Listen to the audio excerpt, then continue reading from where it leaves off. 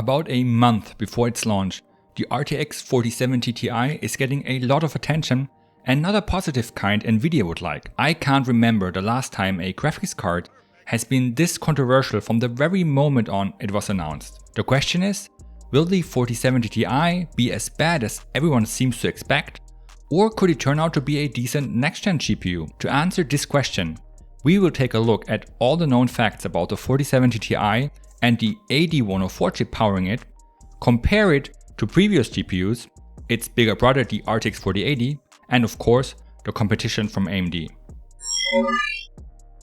Let's start by addressing the elephant in the room. Nvidia first announced this GPU as the RTX 4080 12GB with a hefty $899 price tag, only to unlaunch it a few weeks later. Nvidia was reacting to much stronger than expected criticism from almost the entire PC hardware and tech community, and in my opinion the outrage was completely justified. Unlike previous generations where different tiers of the same GPU class were based on the same GPU die, only with more or less units disabled, the 4080 12GB was supposed to be based on a completely different chip than the 4080 16GB. The AD103 chip of the 4080 16GB is almost 30% larger than the AD104 chip, which was supposed to power the 12GB 4080 and is now powering the 4070 Ti. That also includes about 10 billion more transistors and a 84mm² larger die. In the world of semiconductors, this is a rather big difference. And with 7680 shader cores, AD104 offers only 75% of the cores available on a full AD103, leading to a much larger performance gap than one would expect when buying a 4080 class card with what seems just 4GB less VRAM. In light of these differences, the 4070 Ti name not only makes a lot more sense, but was the only real choice Nvidia had in my opinion. And while it was really anti-consumer from Nvidia to actually try and sell AD104 as a 4080 class card, I have to give some credit for listening to the community, or rather reading the room and acting accordingly. I'm sure unlaunching the 4080 12GB was a rather expensive move, especially since all the cards were basically ready to go and the boxes were already printed. Although most of the credit belongs to the community and thus to every single one of you watching videos like this. I've also included the GA104 chip in this comparison, which powers the 3070 Ti. It's really interesting to see how Nvidia designed the Lovelace architecture and spent its transistor budget, because while AD104 has over twice the amount of transistors compared to its predecessor, the number of shader cores only increased by 25%. At the same time, because of the much improved 4nm process node from TSMC, the die size is also reduced by 25%. Nvidia is talking about the death of Moore's law, but their new chips are showing it's very much alive. Next, let's take a look at the actual hardware specs of the RTX 4070 Ti before comparing it to other GPUs. These specs are like 99% confirmed, as some AIBs already leaked their cards. The 4070 Ti comes with 7680 shader cores, clocked up to 2.6 GHz, which results in about 40 teraflops of theoretical performance. The memory setup is really interesting because the 4070 Ti combines a rather small 192-bit memory interface with fast 21GB per second GDDR6X memory and a large 48MB L2 cache. If you have watched my RTX 4090/AD102 deep dive video, you already know that Nvidia introduced a infinity cache-like system with Lovelace, using a large L2 cache to support and relieve the memory bus. The large L2 cache acts as a kind of buffer for the small memory interface, allowing the 4070 Ti to punch well above the weight of a normal 192-bit GPU. This new L2 cache-based memory system becomes especially apparent when we compare it to GPUs from past generations, also with a 192-bit memory interface. With Ampere, the highest tier GPU with a 192-bit interface was the RTX 3060. With Turing, it was the 2060, and with Pascal, the 1060. The 4070 Ti is rounded off with 240 texture mapping units and the same amount of tensor cores, 80 render output units, 60 ray tracing cores, and a 285W TDP. There are a couple of interesting things to note here. First, these are the exact same specs Nvidia had planned for the 12GB 4080, so it's actually just a straight up rebranding. Nothing was changed on a hardware level. Second, the 4070 Ti is using the full AD104 die with zero hardware binning. It's a first for Nvidia's RTX 40 generation. Both the RTX 4090 and 4080 are using cut-down version of their respective AD102 and AD103 dies, with 11% for the 4090 and 10% for the 4080. Because of the smaller sub 300mm squared die size of AD104, Nvidia is able to produce a lot of chips without any defects, allowing them to ship a fully enabled version of the chip right at launch. This also means that we will see partially disabled AD104 dies with a RTX 4070 label sometimes later next year. And lastly, the amount of ray tracing cores on the 4070 Ti is coming down to levels seen with Ampere. The 60 RT cores of the 4070 Ti are a 25% reduction compared to the 4080 and less than half of what the 4090 offers. I'm really interested to see how AD104 will stack up in ray tracing games, especially compared to AMD's RDNA 3 GPUs. The specs of the 4070 Ti are nice to look at, but pretty useless without any comparison. So let's compare it to its predecessor, the 3070 Ti, and its bigger brother, the RTX 4080. From a pure FP32 performance perspective, the 4070 Ti delivers 82% of teraflops of a 4080. It's a decent performance gap between those two cards, but since raw teraflops never scale perfectly, it should result in a smaller difference, especially at lower resolutions, like we can see when we compare the 4080 with the 4090. In 4K, the 4090 is over 30% ahead of the 4080, but in 1440p this advantage shrinks down to sub 20%. I think that in 1440p, the 4070 Ti could be much closer to a 4080 than most people are expecting. The memory setup also supports the theory that the 4070 Ti is supposed to be more of a 1440p GPU, since it has only 70% the memory bandwidth of the 4080 and 75% the L2 cache, which is a lower ratio than the raw FP32 performance. This will further amplify performance differences at higher resolutions. Going from 1440p to 4K will have a much higher impact on a 4070 Ti than on a 4080. With 240 TMUs, which is 79% of the 4080, texture mapping performance will be rather close between these two cards, especially since the 4070 Ti comes with a higher clock speed. But then the 4070 Ti comes with 80 render output units, which is only 74% of the 4080. AD104 was clearly designed with a focus on sub 4K gaming.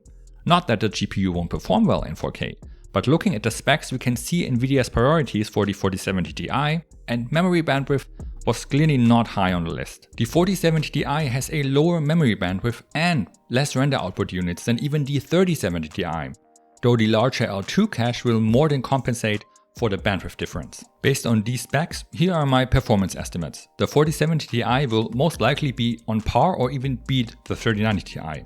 Compared to the 4080, it's much more geared towards lower resolutions below 4K due to a disproportionate reduction in memory bandwidth and L2 cache size. But since most people don't game in 4K anyways, this doesn't really impact a lot of gamers. FP32 performance and texture mapping power holds well compared to the 4080, and render output units are taking a big hit. But there's more to GPUs than just Nvidia, and with the RDNA 3 launch so close, the 7900 XT makes for a really interesting comparison.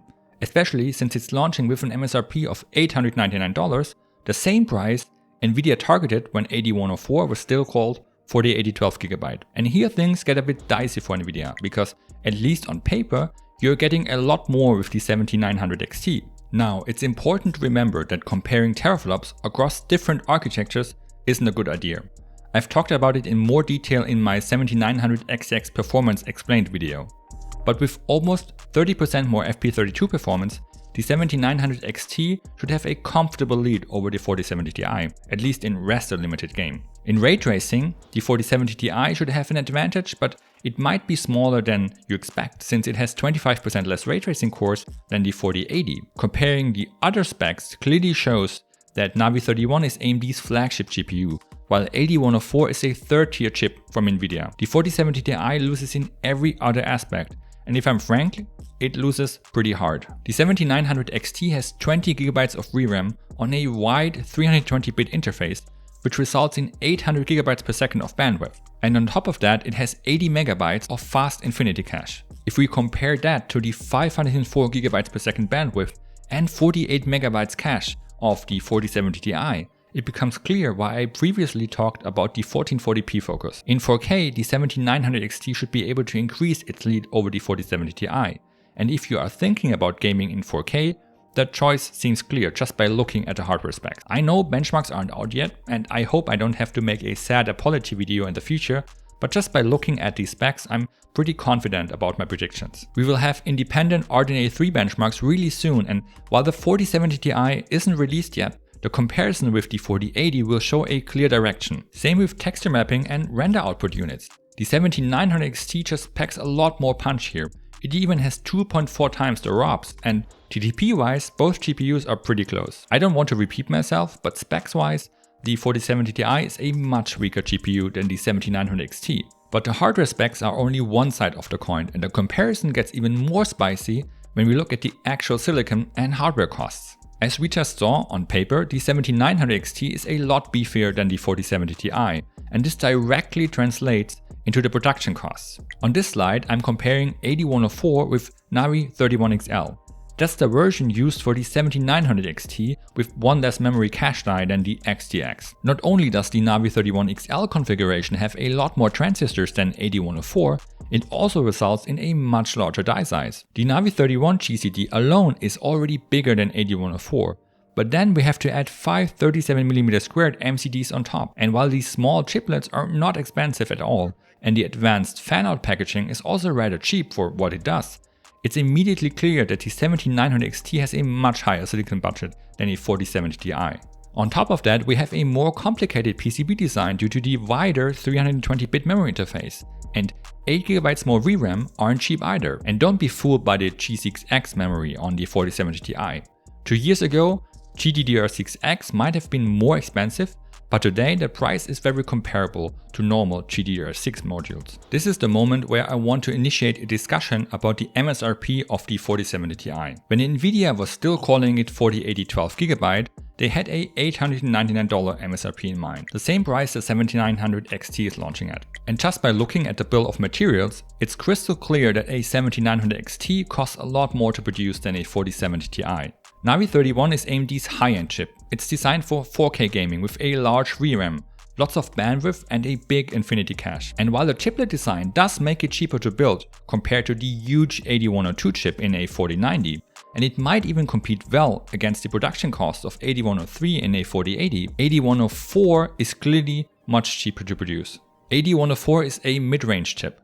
This small piece of silicon with a tiny 192-bit interface has no business being priced anywhere close to $900. Its predecessor, the 3070 Ti, was based on the over 30% larger GA104 die and launched at $599. Even if you calculate with the high inflation and add the additional 4GB of VRAM, $699 seems like a fair price in my book. To be crystal clear, GPUs aren't usually priced based on production costs, but on performance and what the market allows for.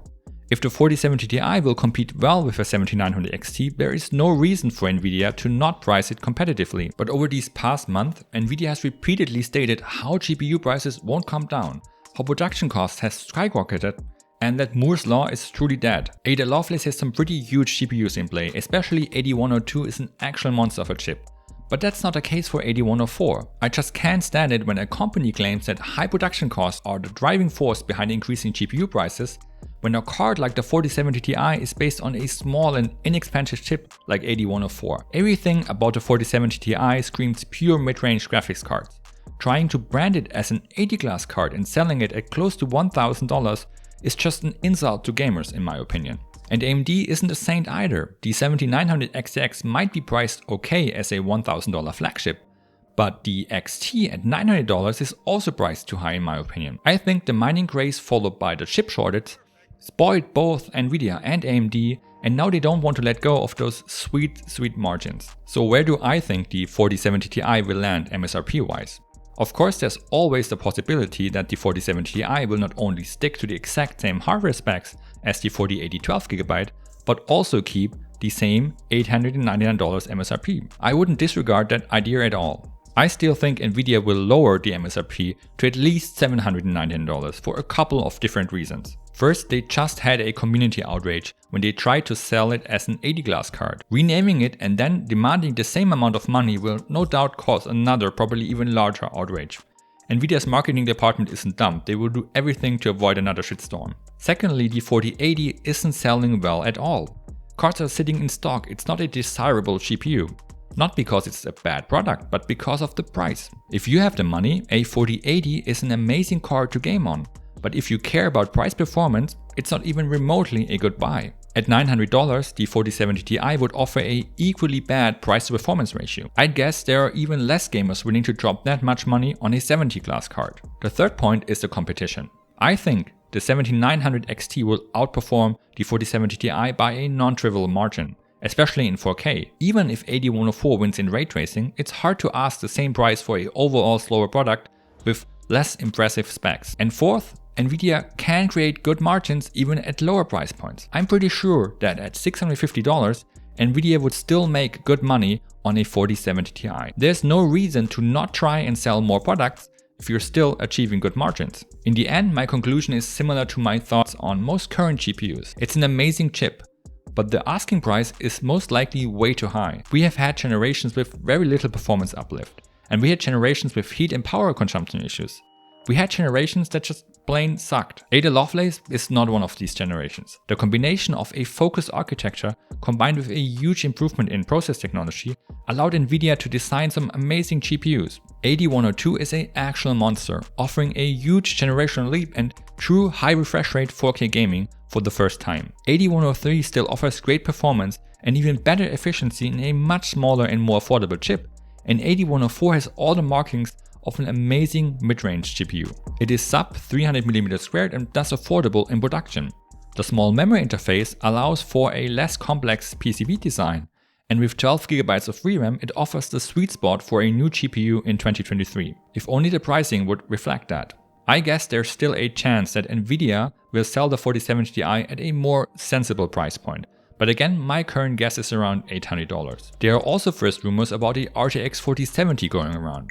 I guess the rumors aren't about the existence of a 4070, it's pretty clear that such a card will exist, as Nvidia isn't going to throw away all the AD104 dies with partial defects. The question is how much of a bin the 4070 will be based on compared to the full AD104 of the 4070 Ti. The current rumors point towards a pretty large cut for the shaders, down to 5880 cores, while sticking to the same 192-bit interface and 12GB of VRAM, only a smaller 36MB L2 cache. Those specs do make sense at first glance, but currently it's too early to tell if this is how the real 4070 will look like once it's released. Now it's your turn. I want to know what you think about the 4070 Ti. What's your bet on the MSRP? At what price point would you consider buying a card? How do you think it will compete against the 7900 XT? Leave a comment down below. You know what to do if you found this video interesting, and see you in the next one.